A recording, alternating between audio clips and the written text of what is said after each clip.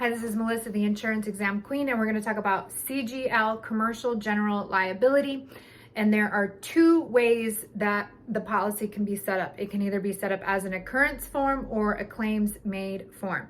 Now, there's a lot of info in the text reading about this, and it can be a little bit complicated.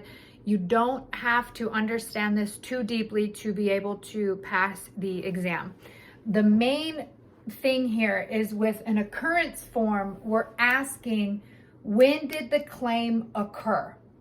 When did the thing happen that caused you to need to file a claim? When did the customer slip on the floor? That's when it occurred. We filed the claim based on that day when it occurred. And whoever is covering you at the time that the claim occurred would be the one to need to pay the claim. A claims made form, on the other hand, asks when was the claim filed? Not when did it happen, but when was the claim filed? You can be with a completely different carrier than you were last year, and maybe the issue happened last year, but now that you're with the new carrier, they're going to be the one covering it because they cover it based on when the claim was made, not when the thing happened.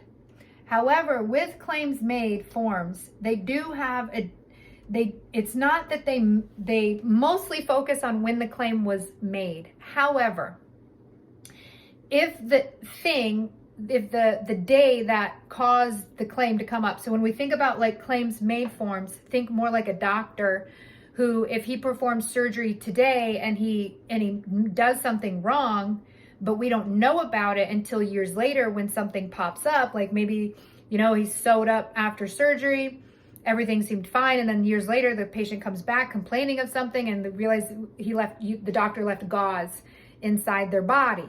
That would be a problem. It pops up years later. So claims made forms are for things that might not show up immediately, whereas occurrence would be things that you can see happening immediate. They slip on the floor now, we have a claim now. Claims made is more like I could make a mistake and not know it for years until it pops up. Suddenly you have a problem. That's what a claims made is for. There is on a claims made form though, they only allow you to go back so far. So while they care mostly about when the claim was made, they will ask when did it occur? And if it occurred beyond the retroactive date, they will not cover it. It has to occur within the retroactive date, which is basically how far back it can go. But you don't need to worry too much about this.